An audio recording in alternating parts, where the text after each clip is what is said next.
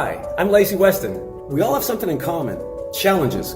We never know what the person next to us has been through or is going through in their life. That's why I wrote a story and book of my personal journey titled She Was Worth It All. Well, now that story has been brought to life with the help of filmmaker Don Hahn. Watch the episodes of Lacy Weston Shares, be inspired, and realize you're not alone. Because it's real now, it's something tangible they can work with, and they believe in themselves from that point forward. Yeah. That's pretty profound, actually. Mm-hmm. Yeah. Wow. Yeah. Thank you. You're welcome. Thank you. Yeah, Thank it's you. really amazing and thought-provoking and fascinating and horrifying and all those things. So. Well, I tell you what, it was for me early on too. I used to sleep with the light on until I was about 18 years old, because when you get visions like this, sometimes you're sleeping, you wake up, and because when you close your eyes, that's where you can imagine, right? So I would think I was imagining, but when your eyes are open, I would still see these beings, creatures. You know, when you hear about, creatures in the Bible, like a chariot, the wheels with all the eyes, and these things, I would see these things. And so when you're a child or a teenager, you're frightened because you don't know what these things are. But over time, you learn to deal with that. And that's why when it comes to, I'm not a fan of horror movies, never have been. Movies like that, they're very real. They're very real. That came from somewhere. If you see a movie that has to do with the Bible or something to do with spirituality, that's real. But when you see the blood and guts and gore, and that's real. So when I see movies like that, I see nothing but negativity. I'll give you an example. I was testing myself once. I was in Vegas. I won't say which casino because I don't want to get in trouble. But I was in Vegas, and the Wheel of Fortune, the game, right? And so a lot of times I can actually, like I said, I can look into something and see ahead. So I would look at the numbers on the Wheel of Fortune and say, okay, 5, it's going to land on 5. So I put money down on the 5 and it landed on 5. Oh, wow. So I kept doing this and made about $600 doing this. I thought, this is pretty good. So I was leaving the casino and I was walking out. Immediately I felt like negativity, I would say demonic forces. I felt this negativity coming around me. And I realized I did something I shouldn't have done. So I went back in, I purposely lost all the money back. And when I left, I felt better.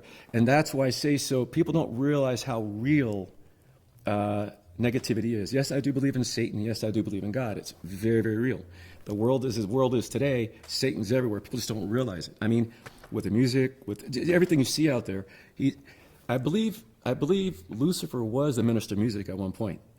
Okay, so when it comes to music and airwaves and so forth, the things that actually draw people to the wrong side of life, that's Satan's work, And everything going on in the world today, that's really what that is. So horror movies, in my opinion, are just the same thing, because there's nothing for the soul or the spirit to derive from that. There's nothing that's uplifting, that's building from any of that. And I have been in relationships where I've had arguments about this. Well, why can't you watch this horror movie? Because I can't. And so it's just at a place where you have to make a decision in life. I mean, I'm not a Puritan. I'm not angel by any stretch of imagination, but it's just that you have to make a stance in life where you are. And if you want your life to be better, if you want your life to be positive, you can't surround yourself with a lot of negativity. And that means friends, relationships, what you watch, how you spend your life and live your life. You just can't. You can't do both. You can't. You have this is a really weird question, but a relationship with your, I'll say guardian angels, or your yes. Unseen spiritual yes, advisor. Yes.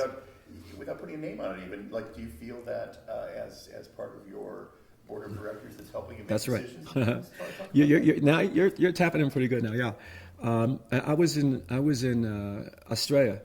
Must have been 2003, and I was in a bookstore and I saw this book. It was called Angel Voices, and it talked about getting in touch with the spiritual guides. And so I thought, let me test this out. So here we have crows. In Australia, you have what's called a kookaburra, which is like a crow. And so it was about 3 a.m, and I said, God, if this is really real, let me hear a kookaburra make a noise this time of night, which they don't. And it happened. I thought that's kind of a fluke.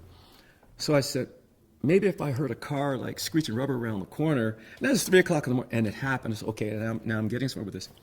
So spiritual guides, I was shown and realized that we all have this. People call it guardian angels, I was told by someone who was able to see as well, she would say to me, Lacy, I keep seeing this tall Indian behind you, like 7 feet tall. It's like a guardian for you. Well, my grandmother on my father's side was 100% Cherokee Indian. So when she would say she would see this, I realized, and so I have about 6 guides. And I came across this. I was talking to a woman one day, and I was in her home, and as we were talking, I saw what I call transparencies walk in to the room. And I thought this was something from her, so I thought, oh my God, what is she unleashing on me? What's going on here? But 6 walked in, they walked, and they were about 7 feet tall. They walked in. If you ever saw the movie, what is it, Predator with Arnold Schwarzenegger? Right. So when you saw that creature, how it would kind of be transparent. But these walked in, and 3 to my right, 3 to my left, and they stayed to my sides. And I realized at that moment, oh, they're with me. And so the one standing closest to me, he wouldn't look at me, but he kind of would motion as if he's going to look at me. And he was saying to me, use your hands. So I looked at my hands, and I felt a warmth around my hands. So I put my hands out like this to the woman I was talking to, and she passed out right on the bed she was sitting on, right? And at that point, I realized, okay, that's the guy. So that's the first time they've actually shown themselves to me, but they're there. And so a lot of times I will call upon them, and I will connect with them from time to time as to certain things going on in life. My guardian angel named Simon, I came across Simon many years ago, and I know this all sounds crazy to certain people, but to me, it's my life. I had to accept it. It's real. I know people say, well, if you have guardian angels and a guardian angel and you have these spiritual guides, aren't you putting them before God? No, I don't, because they fall under God. God's supreme. God is it, right? But at the same time, when you're walking to school, let's say if you have 5 brothers and 2 sisters, you walk into school, one of those brothers and sisters is going to walk to school with you. You don't walk by yourself when you're 4. They're your guardian. They walk with you. This just happens to be a spiritual guardian. That's all. It's the same thing. Yeah. That's fascinating. Yeah. But again, it's something that we probably already have, but we don't see it. It's like you walk into this room and you go, "Oh, there's good ghosts in here," and I say that, and then who knows what the science is behind that? But that's right. Yeah. You feel it. Well, I think we're born. We have that. We have it, and as children, we feel it and we see it. But once we start school, we're taught all these other things, and we're taught to learn things that make the world work. And so we separate from all these parts of ourselves. And that's why by the time a person's 25, 30 years old, they don't know who they are. I mean, they're separated from their real self. I mean, they can give you a lot of book knowledge. They can give you a lot of knowledge about other things, but about telling you how they really feel, you can't do it. Yeah. Yeah, that's a problem. Mm-hmm. Mm-hmm. I hear it. Let's pause just for a second, and I'll email someone just if you're cold. Yeah, please, let's take 5. It's great, Lacy, really good. Yeah, right. Yeah, I wish I had met him.